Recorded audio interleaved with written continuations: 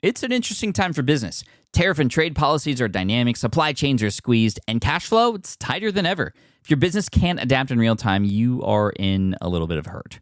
So how do you get full visibility and adapt in real time? Over 42,000 businesses trust NetSuite by Oracle, your AI-powered business management suite. It brings accounting, financial management, inventory, and HR all under one roof. NetSuite is the #1 cloud ERP for a reason. It's your single source of truth, giving you the data and control you need to move quickly. Real-time forecasting helps you move into the future with confidence, and with AI built in, you can automate the busy work and focus on strategy.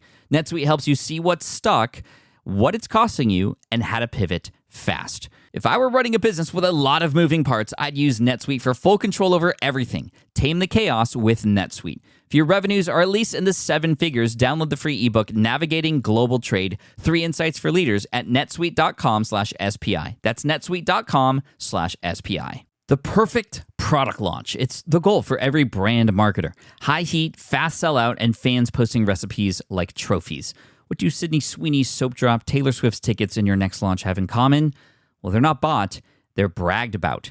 Fanfare turns your drop into a moment. Fanfare cues real fans, blocks bots, and builds launch experiences worth screenshotting. Want hype without the heartbreak?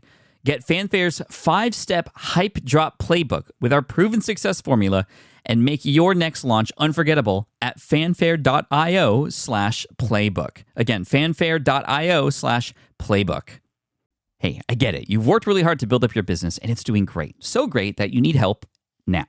The most important thing for your business is to hire the right people to support it. So how can you find amazing candidates quickly? Easy. Just use Indeed. When it comes to hiring, Indeed is all you need. Stop struggling to get your job post seen on other job sites. Indeed Sponsored Jobs helps you stand out and hire fast. And with Sponsored Jobs, your post jumps to the top of the page for your relevant candidates, so you can reach the people you want faster. And it makes a huge difference. According to Indeed data, Sponsored Jobs posted directly on Indeed have 45% more applicants than non-sponsored jobs. And it's one of the largest databases of job seekers, too, giving business owners access to a wide range of candidates. And one of the things I love most about Indeed is the job alerts feature. I get notified when new candidates apply. There's no need to wait any longer. Speed up your hiring right now with Indeed. And listeners of this show will get $75 sponsored job credit to get your jobs more visibility at Indeed.com/smartpassive. Just go to Indeed.com/smartpassive right now and support our show by saying you heard about Indeed on this podcast. Indeed.com/smartpassive. Terms and conditions apply. Hiring Indeed is all you need. This is a Smart Passive Income Podcast with Pat Flynn, session number 88. Ha! What did I tell you? 88 miles per hour! Welcome to the Smart Passive Income Podcast, where it's all about working hard now so you can sit back and reap the benefits later. And now your host. He wants to hear a voicemail from one of the kids out there, Pat Flynn. While DIY website tools are everywhere, most fall short on design and performance. Hit publish. Framer ships your site worldwide in seconds. No code, no compromises. Framer is a powerful, user-friendly platform that delivers developer-level results without writing a single line of code. Make your designs move and convert with Framer. Framer brings your site to life with powerful animations, dynamic content handling, and a design-first approach that helps your site stand out. Framer is the design-first, no-code website builder that lets anyone ship a production-ready site in minutes. Browse hundreds of pixel-perfect templates or even design something of your own on a totally blank canvas. Add bold animations like appear effects, text effects, scroll and looping animations, and much more in seconds. And it's free to start. The built-in AI handles the heavy lifting of generating starter layouts and can even translate your entire site to any language. On the back end, you'll get responsive breakpoints, built-in hosting, a flexible CMS, and privacy-friendly analytics. Ready to build a site that looks hand-coded without hiring a developer? Launch your site for free at framer.com and use code SPI to get your first month of pro on the house. That's framer.com, promo code SPI. Framer.com, promo code SPI. Rules and restrictions may apply. With running your own business, legal questions always come with the territory. Like, can I use this contract or agreement? What do I do if a client doesn't pay? Am I even structured the right way for taxes? Instead of Googling your way through legal landmines, imagine having a law firm ready to address your business's legal needs without the sticker shock. That's what you get with Legal Shield's small business plans. Legal Shield helps entrepreneurs access real legal help on contract reviews, collection letters, business formation guidance, and even help navigating IRS audits. Members can schedule consultations, upload documents through the app, and get support from a provider law firm that knows small business laws in your state. Plus, consultations on taxes or trademarks help you stay ahead of potential problems. And if a client is late on a payment, Legal Shield steps in with professional collection letters so you can protect your hard-earned revenue, all for a fraction of the price of hiring a lawyer on your own. Go to LegalShield.com/SPI or call 833-570-9980 to learn more and get big business legal support without a big business budget. That's LegalShield.com/SPI. Hey, what's up, everybody? This is Pat Flynn, and welcome to session 88 of the Smart Passive Income Podcast. 88 is, of course, a very, very significant number for me because 88 miles per hour is what it took to get the DeLorean to go back into time in my favorite movie, Back to the Future. That's where that sort of screaming quote from Doc Emmett Brown in the beginning came from. That was actually me just pointing my face away from the mic, and I think it sounded kind of like it. But anyway, I watched that movie when I was a kid. I fell in love with it. And speaking of kids, I know a lot of you who are listening to the show actually are kids, like literally like 8 to 12 to 16 years old. I've met some of you. You guys are incredibly inspiring. I only wish I had your entrepreneurial spirit when I was your age. And so parents out there, if you're listening to this with your kid in the car or in the house or whatever, I mean, that's exactly why I keep this show clean. But if you feel that your child has some sort of entrepreneurial spirit, they have questions, I would love to hear from them. If they go to speakpipe.com/Pat Flynn, you can have them use your mic on your computer or whatever. Have them ask me a question, whatever they have questions about entrepreneurship, business, maybe it's help with math homework or whatever. I just want to hear from them. I would love to produce an episode that is all about answering kids' questions about entrepreneurship because I know this is incredibly important stuff that I wish I knew when I was your age. I've met some of you at meetups. I mean, some of you were writing books at like age of 10 and already doing research for some businesses. Like, that is awesome. And if for those of you listening out there who aren't kids, if that doesn't inspire you, like to hear kids like getting into this world of entrepreneurship and business, I mean, that is awesome. I don't know what else can inspire you. And of course, I have 2 kids of my own, and they're pretty young, but I can already see my son sort of thinking differently. And I don't know if it's because his daddy is an entrepreneur or whatever. Maybe it's in his genes, but it's just so cool. So I'd love to help the kids out. Again, speakpipe.com/Pat Flynn. Love to hear from you.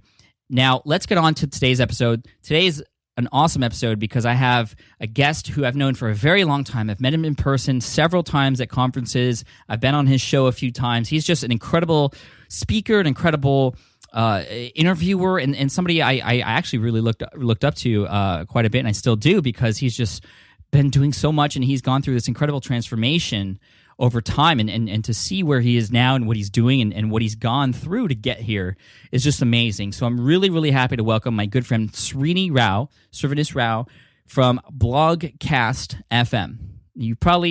A lot of you probably listened to his show. He's done hundreds of interviews, like I think over 400.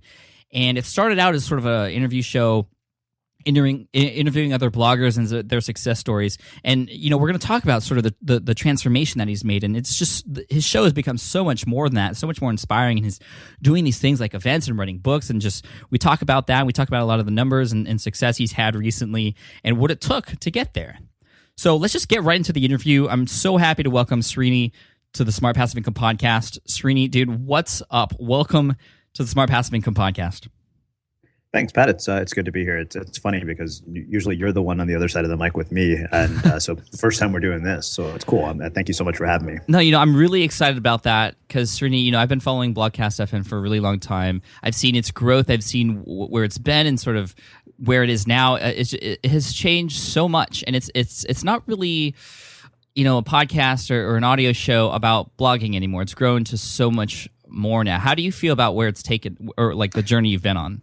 It's interesting you bring that up, right? Because it's true. It's really not a podcast about blogging anymore. It's actually about much more. I mean, if you look at the last maybe 6 to 7 weeks of guests, it's funny. I can't remember the last time on the show where we were talking about blogging advice. I mean, it's a storytelling show where we find ordinary people who are doing extraordinary things, and of course, they share tips and tactical stuff from their life. But we talking about how to grow a blog is kind of a lost.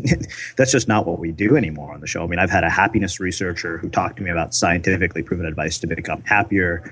I've had a peak performance psychologist who was a Juilliard trained violinist. But I think that, what I would say is that what is happening is the show is turning into a storytelling show that takes a holistic approach about how to run a business, because, your happiness is important to being able to run a business. Your health is important.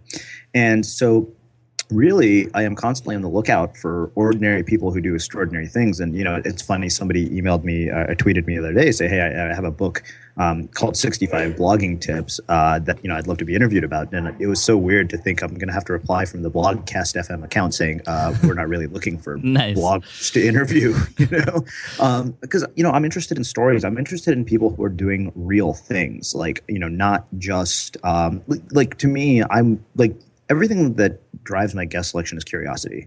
Mm-hmm. Who are the, for those of you who haven't listened to Srini before, I highly recommend you check out Blogcast FM. If you were to recommend one or two episodes to people, which ones would they be?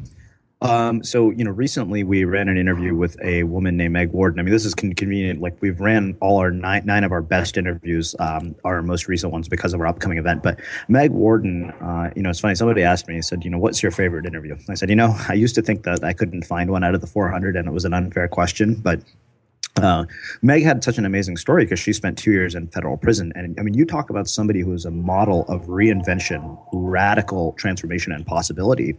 It kind of makes you look at the things in your life and say, well, what the heck am I complaining about? I've got, I've got a world of potential. And so what we're constantly doing is finding people like this, people who are really outliers, people who, despite any sort of circumstances, in some cases because of their circumstances, end up going on to do these really amazing things.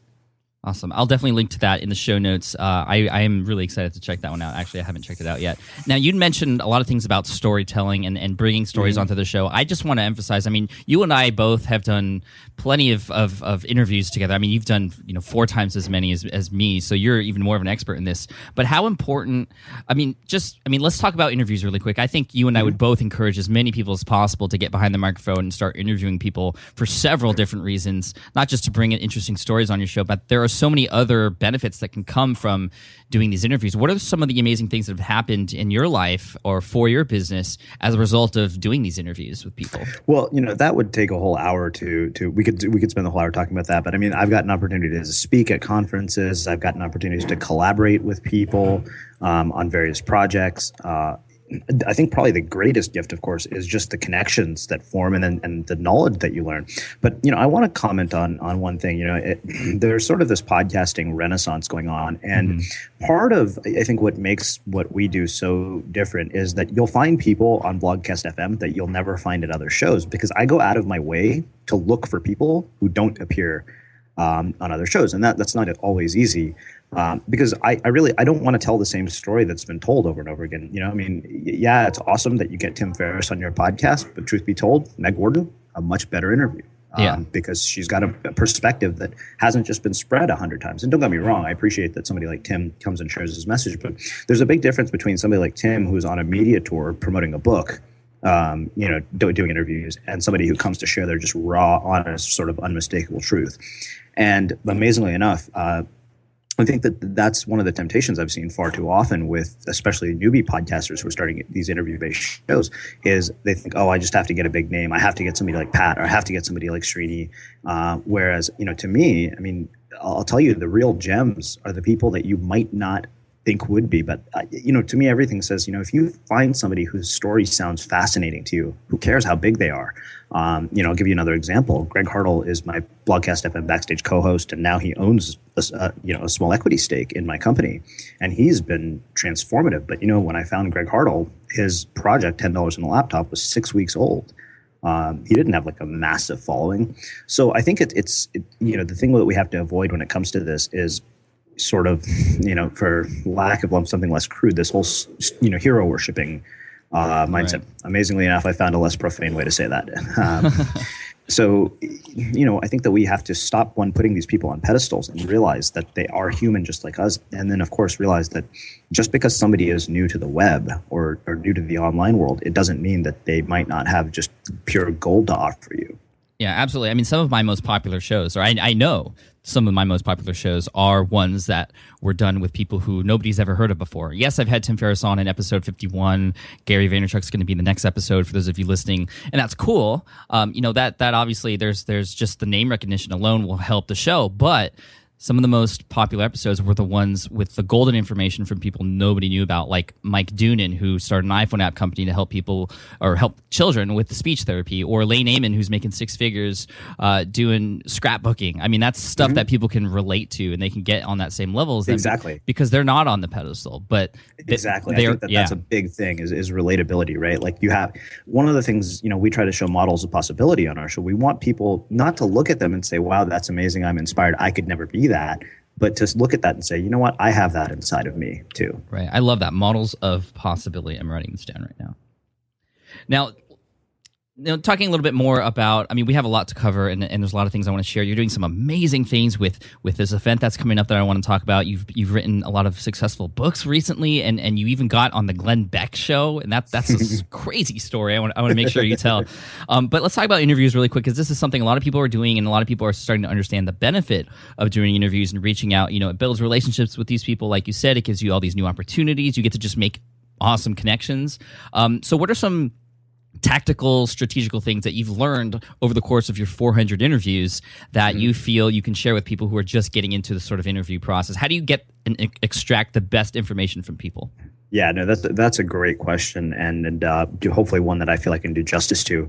Obviously, everything I said before this is actually a foundational piece, so keep that in mind. But to me, I mean, one of the big things is that you don't treat it like an interview, but a conversation.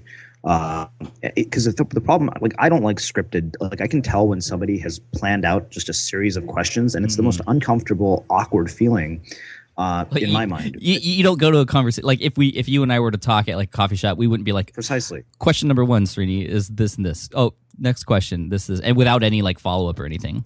Well, and that's the thing. It's like the cool thing with the approach that I take is it's like you get to sit there and eavesdrop on a conversation I'm having with somebody in a coffee shop, and it's just like me talking to a friend of mine. So that's one thing is the conversational approach. Now, this is debatable, and some people will say I can never imagine doing that, but I think it's a pretty known fact by now that I don't script anything. And the reason I don't do that, and you know this, Pat, is that it allows you to listen much more effectively. And I mean, I think one of the common comments you'll hear is, "Wow, nobody's ever asked me that before." Right. When you've been on Blogcast FM, and even you can attest to this. I remember you saying, "Yeah, you don't let somebody off the hook with a shallow answer. Like, I drill them until I feel there's nothing left there." And the analogy I'll liken it to. Here's a simple structure, actually, that I think will be useful, is you ask a question, you listen to an answer, and then you ask a question about the answer that was just given. So that way you have this repeatable structure and framework that you can keep doing. And you just use that until you get to the end of the conversation. Now, this takes some skill. I've done it for a very, very long time. So I've got it, down, and I still work at it every day. Here's another thing. This sounds crazy to some people, but I go back and I listen to every interview 2 or 3 times. Like, I listen to it once. Why I do my own editing is so I can figure out what I would do differently and how I would change it. Then I, go, so like each interview, I'll listen to it once, obviously, while I'm doing the interview, another time when I'm editing, and then another time I'll actually play it a few times when I'm going for a walk. And what I look for when I'm doing that is I try to find places where I felt there was more and I didn't actually dig deeper. Like, what did I leave? Like, what stones did I leave unturned that would have been juicy? Then the third thing I would say, this is something that I feel way too many people miss, is that at the end of the day, the interview is not about the guest and it's not about you. It's about your listener. That's the most important person. The funny thing, the person that you actually don't have any interaction with in this process is the one that matters the most. Yep. Yeah, absolutely. And I want to touch on something you just mentioned, which is listening. Because I remember I struggled so much, and I know some people do this because I've been on interviews and I can just tell. It's hard to listen. This sounds ridiculous, but when someone's giving you an answer after you ask them a question, sometimes it's hard to listen. And I know when I was doing this for the first time, I was really what I was doing when people were answering was I was coming up with my next question, or I was trying to figure out where to go from there. And so I wouldn't be able to follow up with these great questions. And I think what you'd mentioned, just approaching it like a real conversation where, okay, you don't even have to look at a piece of paper. Maybe you have a little bit of an outline, so you want to make sure you stay on the course, but just actually listening and having a conversation. If you can put that in your head when you're interviewing people, it can do amazing things, again, like you said, for your audience who's there listening on the other end. Let me actually give you one actual tactical thing, because I know your audience really likes actionable things, and you do a really good job providing that in all your episodes. You mentioned the piece of paper, and this is something that I use all the time. I call it a conversational map, right? So let's say that we're in the middle of something, and so especially when I had people, when I had to start transitioning out of people who are bloggers, I was like, okay, well, I'm not going to ask you how you got started with blogging. I have to actually come up with questions that are relevant to your background. So what I would do is, while they were giving an answer, I would draw an arrow and I would write my next question, and then I would just go back to listening. And this, again, it's one of those things that takes some balance, but it's funny because effectively what you're doing is you're creating a map of the conversation, but you're drawing it as you go, so it creates this natural flow. So that might be something that's actually helpful for your listeners. Yeah, that's really cool. Do you prep a lot for your presentations? Like if you're going to interview somebody, how much prep work do you do? Very minimal. So part of the reason I don't do a lot of prep work is that I feel too much research kills curiosity and creativity. Thank you. I'm not somebody who because the thing is, here's the thing. I want to know the things that nobody has ever asked them about before. Like, I want to talk to them about the things I'm just morbidly curious about. And the problem is that we lose the opportunity to have those really genuine, really juicy conversations when we do too much research, because research causes too much planning, and then the whole conversation sounds scripted. I'll give you an example. We had Simon Sinek on our show recently, and it was funny because I was having a guest with a Blogcast FM listener, and she said, it's funny because she said at the beginning of the interview it was the typical Simon Sinek. It literally was one of his speeches, and she said, I loved how when you got him to a certain point, you wouldn't let him off the hook. And you made him talk about things that he wouldn't talk about elsewhere, because he didn't. And I think that's a common thread between any Blogcast FM guest, is that they share things that they don't share elsewhere. But part of that is because I don't do a lot of research, and I think it leads to really interesting conversations. Absolutely. I have to 100% back you up on that. I don't do much research when I interview people as well, because I feel like when I don't do the research, I'm exactly in the same place as my audience, and I can ask the same exact questions that are on their mind when they're listening too. Yeah, I've never even thought about it that way. That's a really good point. Sweet. So let's move on. Let's talk about this conference you have coming up, because lately on Instagram and on Facebook, I've been seeing these amazing drawings come up, and each drawing sort of reveals another person who's going to be speaking at this event. A, where did the idea for this event come from? B, how the heck are you putting it all together? So funny you ask about the putting it together part. We're literally in LA right now, and the reason I'm doing this interview from a co-working space is because we've been at venues all morning, looking at, we're going to another venue this afternoon. So let's talk about the where did it come from part. So, one of the things that I kept seeing over and over, went to a lot of conferences, and the more I went to them, the less I liked them. Like, something about them I didn't walk away feeling like, wow, that was really amazing. That dazzled me. Like, it took my breath away. At moments it felt like that, but I was like, why is the whole experience like that? Like, why is it that we're sitting under fluorescent lights in hotel rooms? We're supposed to be the nonconformists and the unconventional people, and we're not actually doing anything unconventional. So well said. This is pretty standard. So I wanted to break all those rules and all those conventions. But obviously with 400 interviews, you start to get perspectives on things.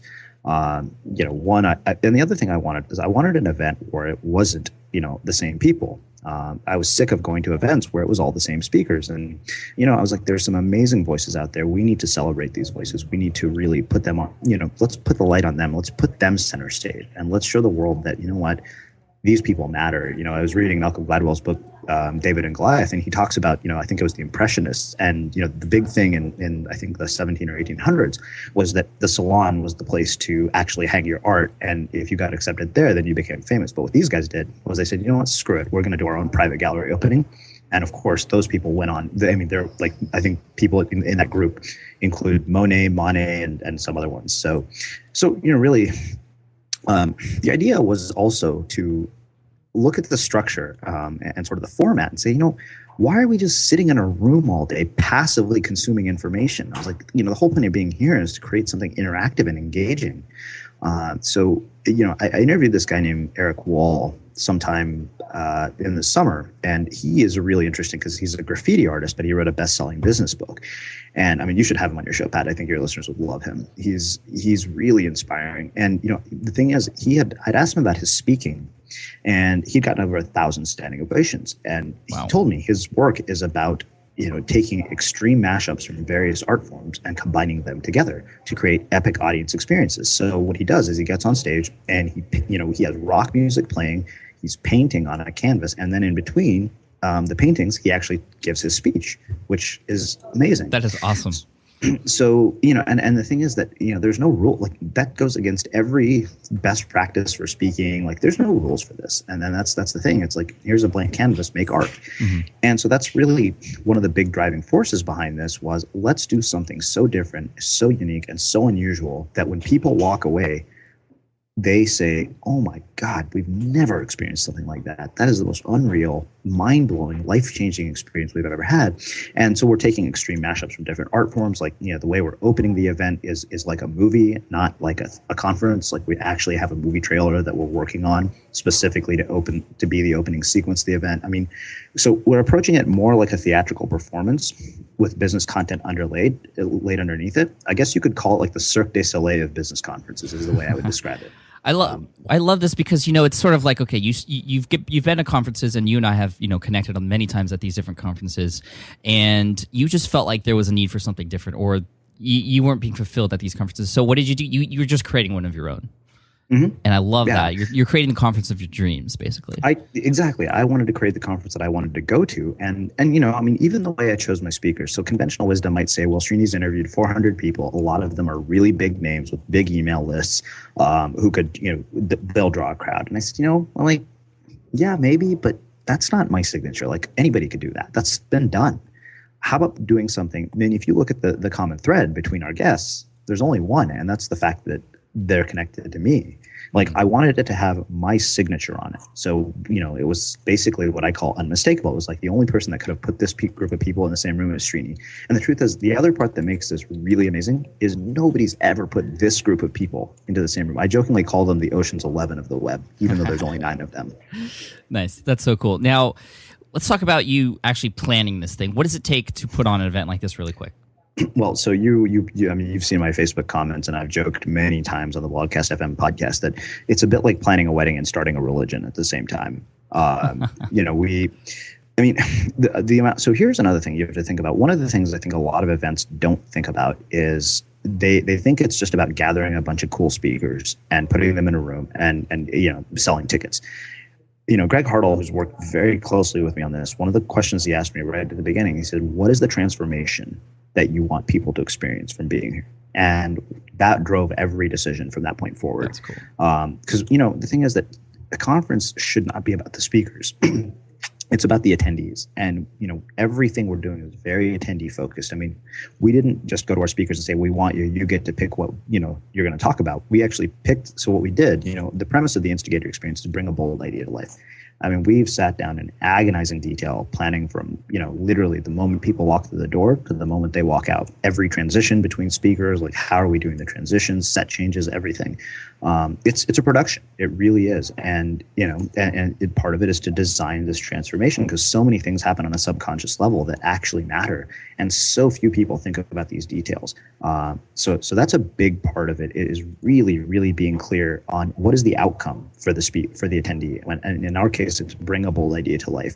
And the other thing is that we wanted people to start working on their ideas while they're there, because too often people go home inspired and then they go back to their life and never do anything. Mm-hmm. And we were like, we're not going to let that happen. We're also putting in an application process specifically to ensure that we get a very, very diverse cross-section of people, because the more diverse the perspectives are in the room, the more everybody will grow. Robert Greene, who wrote the book Mastery, when I interviewed him, he gave me this beautiful analogy about consumption. And he says, the analogy is biodiversity. He said the more species there are in an ecosystem, the richer the ecosystem is. So really, by having an application process and ensuring a diverse group of people, we're going to create a very rich ecosystem. So as a byproduct, everybody flourishes. That's really cool.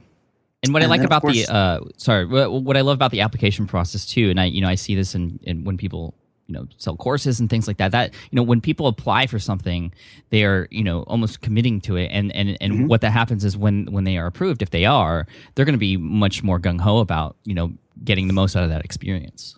Yeah, I mean, and that's another thing, right? Is that you want people who are serious. We don't want, we don't want people who are just going to go there and be like, okay, that was amazing, cool. And here's the other thing: we're not allowing laptops or smartphones in the room.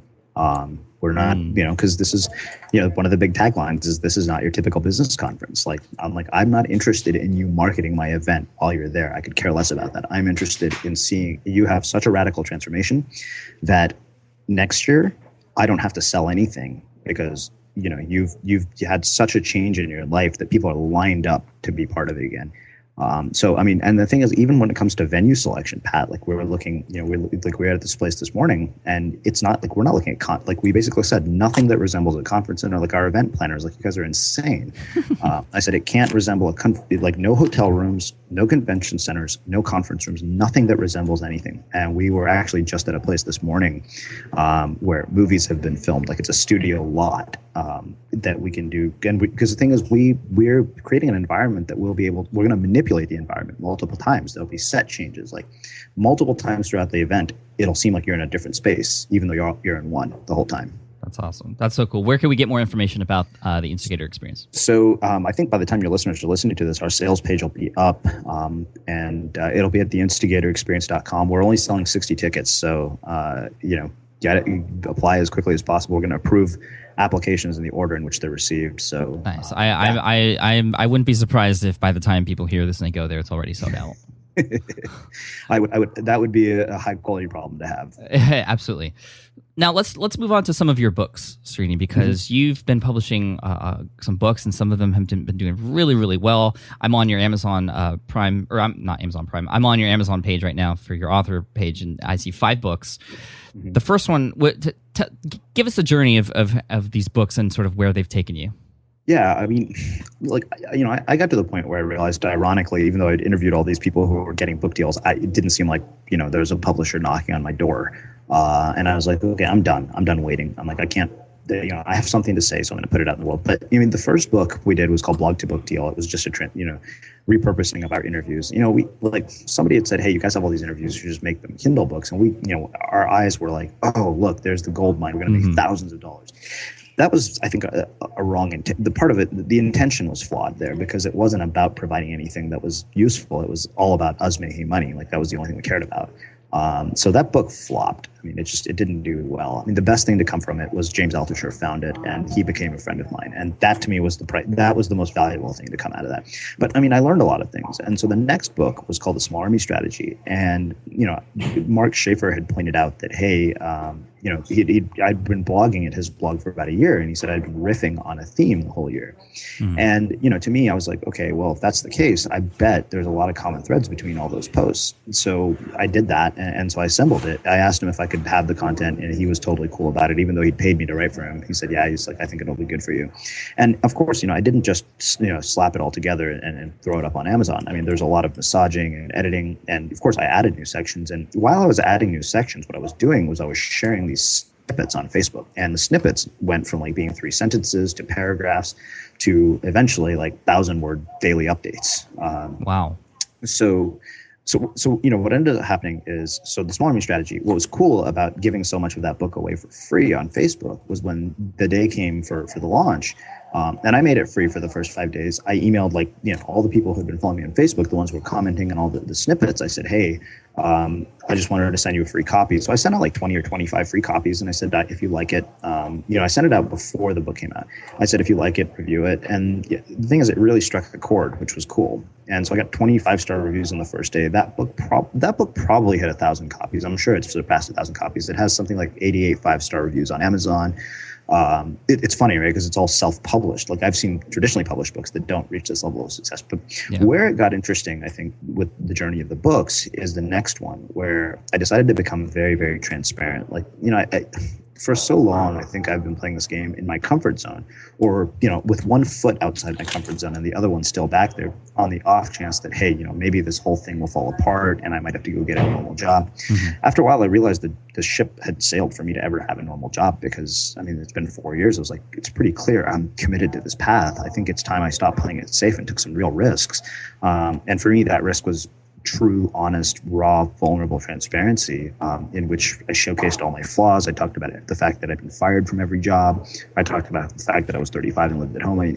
It was the most honest writing I'd ever done. And in that process, I found my voice, and I was doing it via Facebook through these public status updates. And after a while, I was just getting a following on Facebook. And of course, I knew that, I wasn't going to forever just write endlessly cool updates. Like I had an end in mind. I was like, I just wasn't sure what that end was. I was like, I knew someday. On my 34th birthday, I think was the one, or 35th. Sorry, sometimes you forget. Yeah, right. After 30, it doesn't really. Yeah. So I wrote this post titled "The Observations of a Life That Hasn't Gone According to Plan," and it was really, really open, and that ended up sort of setting me loose. And from that point forward, it was just like, wow, this guy is really transparent, but something happened. My writing changed, my voice changed. And of course, I also got into the habit of 1,000 words a day, no matter what, because I was, having to do so much writing for a freelance gig, for a startup I'm working on with Greg Cardle, and even my own writing. And I was like, okay, the only way I'm going to produce this much, volume on a consistent basis that I actually have to commit to is just by writing 1,000 words a day. And that fundamentally changed my writing. Now, I can't not do it. It's a habit.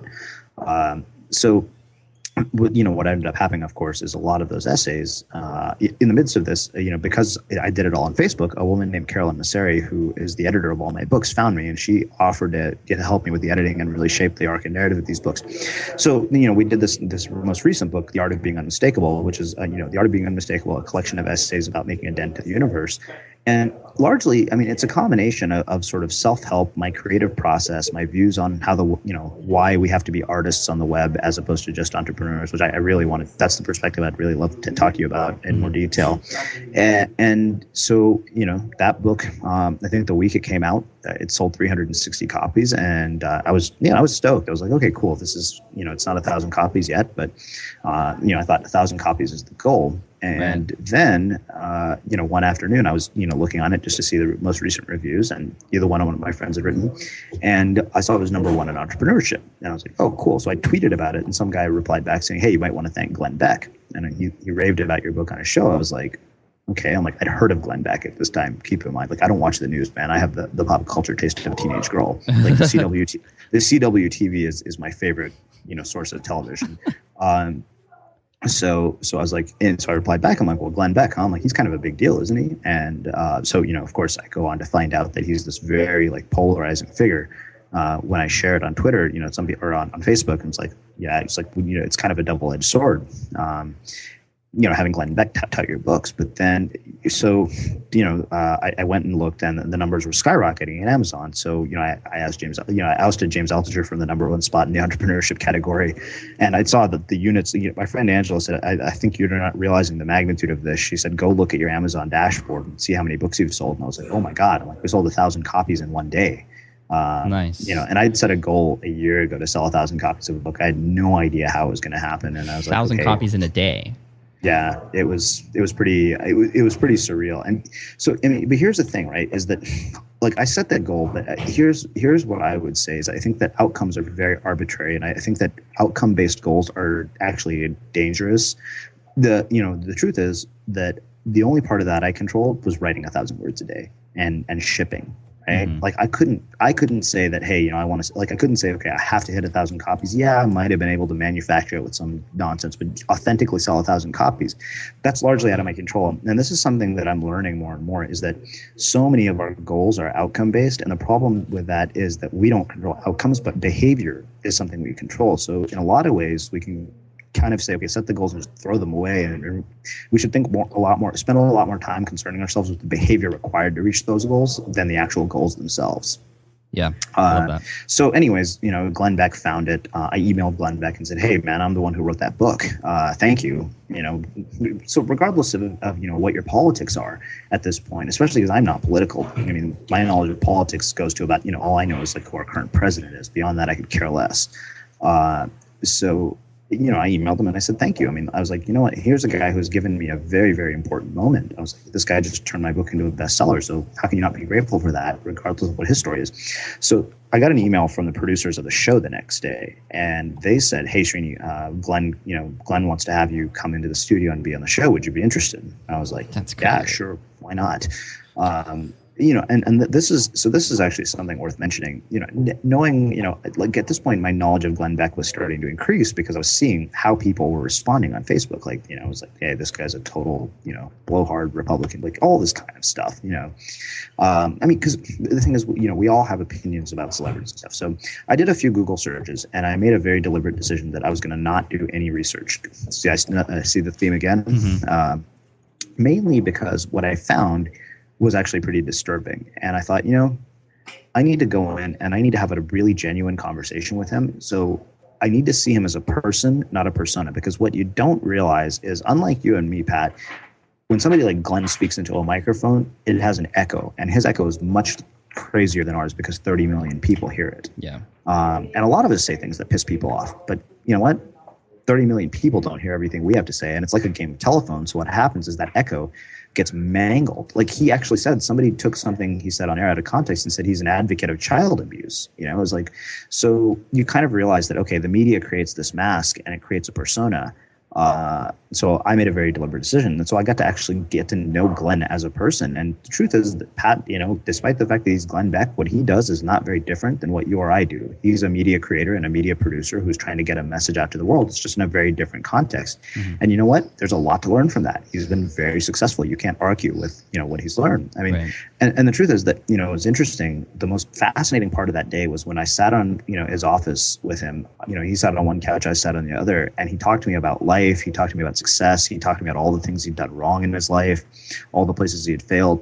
The funniest story I think he told me is that Michael Bublé is a friend of his. And, he said that Bublé was somewhere and mentioned that he and Glenn Beck were friends, and somebody punched Michael Bublé in the face. He got into a fist fight over the fact that he's friends with Glenn Beck. Wow. So, but when he started talking about all these people, it's like, wait a minute, these are all like our heroes and role models. People we all look up to are friends of Glenn Beck. Because then you realize, okay, well, the media creates a mask and, it creates a persona, so we can't always trust what we're seeing. And you know what? Like I said, at the end of the day, this guy gave me a career-defining moment. I mean, the book has gone on to sell 10,000 copies. I think it sold 10,000 copies that week, actually. That's so awesome. I'm looking at the page right now. Mostly 5-star reviews. I'm looking at the #1 in entrepreneurship, #1 in creativity, #2 in books for entrepreneurship, not just Kindle books, but all books. Mm-hmm. Amazing, man. Congrats. Thanks. I mean, it got as high as #7 in the entire Kindle store on, the day that I was on the show. And and so here's one thing you think about. You said mostly 5-star reviews, but if you look at the 1-star reviews, they're pretty brutal. But one of my friends said, if you didn't get any 1-star reviews, you didn't say anything very bold. Justine Musk says that if you have a strong, bold point of view, which is the most compelling kind, you're going to piss some people off. Yeah. And I definitely did. But, the cool thing, Pat, I would say, has been the amount of emails I've received about how many people have found that book to be life-changing, like, saying, hey, this is something, I don't know what, your words just spoke to me. And like, there are people who are like, oh, I'm going to buy 10 copies for my kids. This should be required reading for every college graduate. That's so cool, man. That's really probably the most rewarding thing. And I would say to that is that you can't manufacture that. Kamal Ravikant is a friend of mine and one of the speakers at the Instigator Experience. He said that, he's like, if you want people to share something, create something that connects with them. And, part of why I think people listen to you, Pat, is that, despite your success, we see a very human side of you. Like, you talk about your family, you talk about your kids, we actually see, and also there's no gap between who you are online and who you are in person. And I think that far too often I've seen that with a lot of people. Yeah, well, thank you. I appreciate that. And, I always try to be real in every aspect of my life, where I'm at and what I'm doing. And that's obviously coming from you too. So, I mean, it's crazy how this all started with just being honest and completely transparent on Facebook. And then it turned to this book, and then just got found. And like you said, you can't manufacture that. You can't force that to happen. It just sort of does happen. Yeah. over Well, I time. mean, I would say one thing. I mean, it's worth noting the 1,000 words a day. I mean, like that's so much of this is about, like, let's say that I had just written the book and tried to put it out on Amazon and Glenn Beck found it. I think part of what made it resonate was that I've spent a lot of time like working on the craft element of this, and I feel like this is overlooked by so many of us. I mean, when we were talking about interviews earlier, like you have to approach all of this as a craft, and really you have to view yourself as an artist who is constantly refining your craft and really working on, how do I get better at what I do? Like, how do I outdo what I just did? Like every interview I try to think, I mean, what keeps me up at night is how do you find more Meg Wardens? How do you find more AJ Leons? Like I'm not interested in finding the next social media celebrity. I'm like, how do I find a story that touches people's hearts? Because, if you saw the recent Steve Jobs movie, at the very beginning, Ashton Kutcher's on the stage saying, he's like, this is the cool thing about the iPod is it's a tool for your heart. And when you can touch somebody's heart, that's limitless. And I love that. That was so inspiring to me. The movie sucks, but that's a whole other story. You had mentioned, becoming an artist, and I've sort of seen this in you, Srini, over the last few years and watching you progress and wherever you come to now. I mean, your work is art now, it seems. Before you were doing interviews and getting people who were doing blogs, and it was very entrepreneurial. And now you seem to be sort of an artist. What would you want to say? You mentioned you wanted to just touch on that a little bit before we closed up here. I think that here's the thing, Pat, is that the world is like way noisier than it was when you and I started doing all of this, right? Like I think you started in 2008, I started in 2009. And, what stands out is people who are unique, people who have, sort of an artistic signature. The problem is that we follow so many best practices. I mean, and you know what? People like you and me are responsible for that to some degree, right? Because we provide all this information. But, I've said this over and over again. It's like, don't just take the information we're giving you and try to follow it to the letter. It's like, put your own spin on it, adapt, because here's the thing, right, is that when you approach this like an artist, you'll bring something to it that nobody else could create. Like, I mean, even when we talk about the instigator experience, nobody else could conceive of just pure neuroticism that is going into this event. Like, I mean, if you saw my last Facebook status update, I said, hey, does anybody know where I can get a school bus that doesn't work? I saw that. I was like, what? I was like, I want saw a school bus and have to set up, part of the environment for one of the workshops that we have. Like, I want to gut a school bus and make it one of the elements of the environment. But nobody else would come up with that, right? Because you know what? Like, I could say, okay, let's do the standard things. And I think being an artist, excuse me, is about looking at standards and asking yourself, how do I not only defy those standards, but Seth Godin talks about this idea of overwhelming people with joy.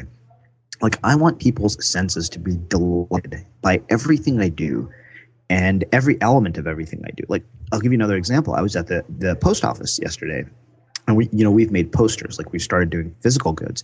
See, and this is something that might be interesting to your listeners. Most of them probably have never thought, why not do a physical product that is like an artifact or a piece of work?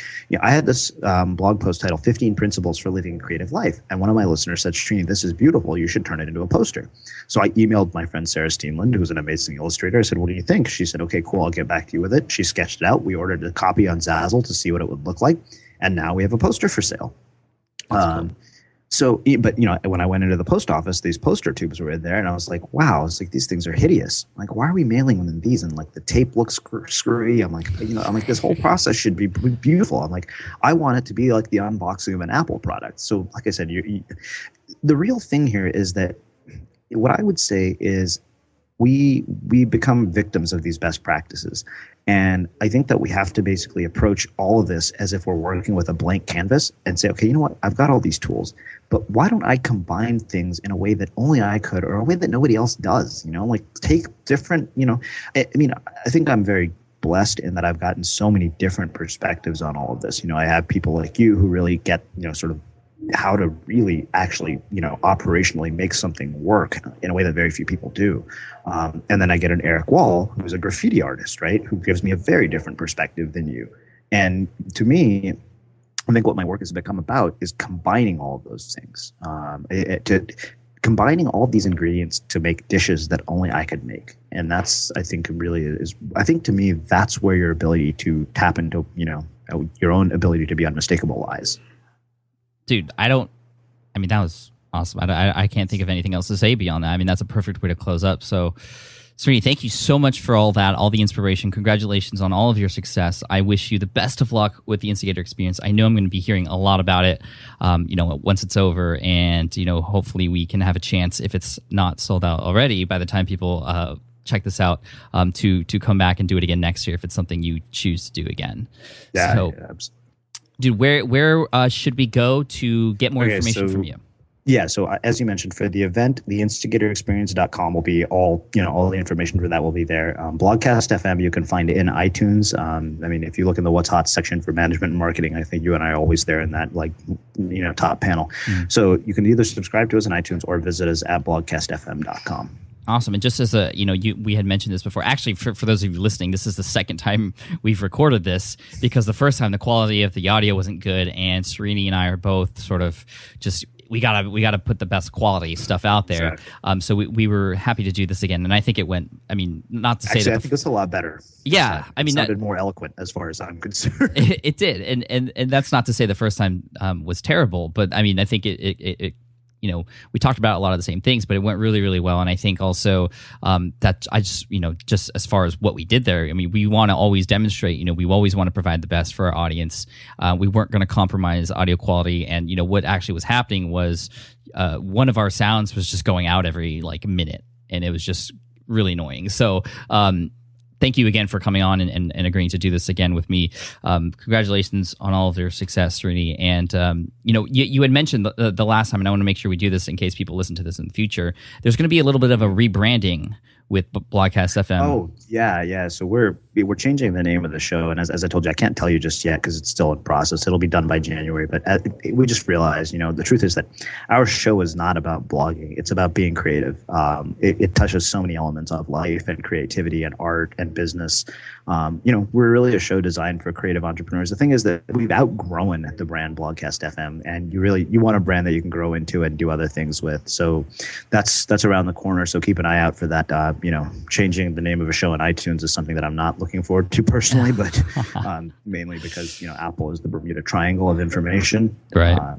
But yeah, so that's coming. It's right around the corner.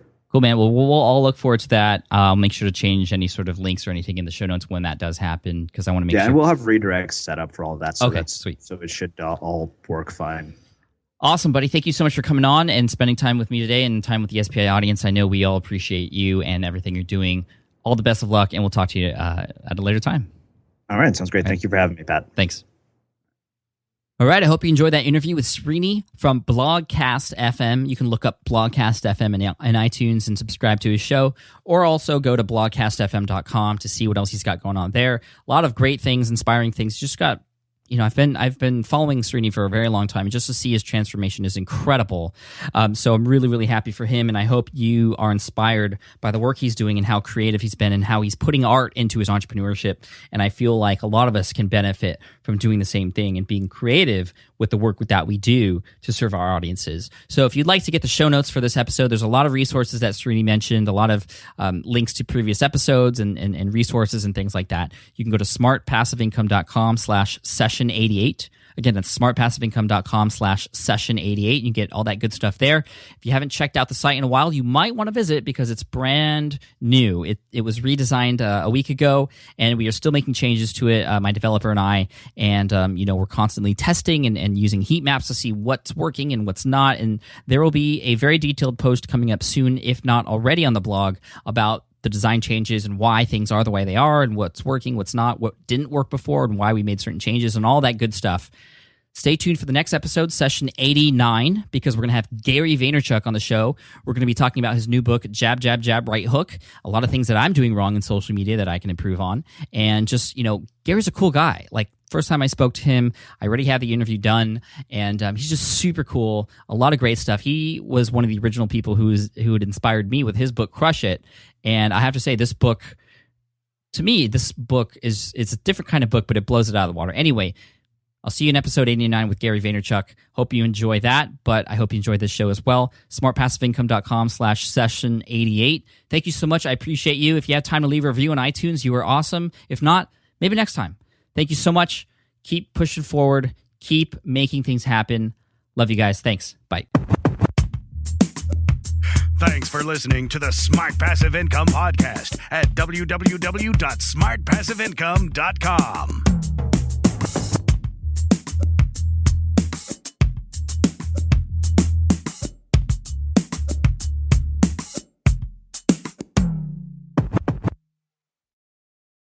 Hey, fellow podcaster, does this sound like something you've experienced? You record your podcast episode on one platform, download the files, edit in another app, then fire up a different tool just to create these social clips. Well, it can be clunky, time-consuming, and frankly overwhelming, especially for creators trying to grow. And that's why I'm excited to tell you about Riverside. Riverside is the all-in-one platform. Record, edit, and repurpose your podcast content all in one place. You just log in, record with your guests no matter where you are in the world, and just like that, studio-quality audio and high-resolution video. We use Riverside here at SPI as well now. With built-in AI, I can automatically clean up my audio, saving myself so much editing time, and it can even auto-generate clips to make promoting the show a breeze. And with Magic Clips, I can grab the best moments and repurpose them as short-form video, perfect for YouTube Shorts, TikTok, or Instagram, without re-recording a thing. So if you're tired of juggling tools and want a faster, simpler way to create and scale your content, it's time to try Riverside, built by creators for creators. Just go to smartpassiveincome.com/Riverside and use code SMART to get 1 month free on the Pro plan. That's smartpassiveincome.com/Riverside, promo code SMART.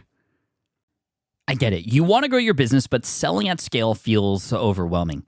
You're drowning in complicated funnels, creating different lead magnets, or constantly posting on social media.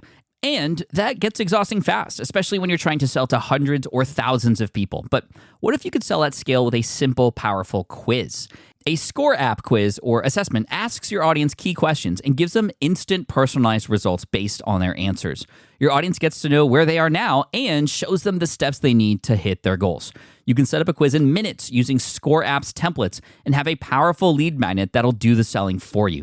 The best part is your audience actually wants to take this quiz, and you build huge amounts of trust before you even make a single offer. No hard sales, no chasing leads, just value at scale. Get 50% off the first 3 months using the discount code SPI. Just head to scoreapp.com/SPI. Again, that's scoreapp.com/SPI.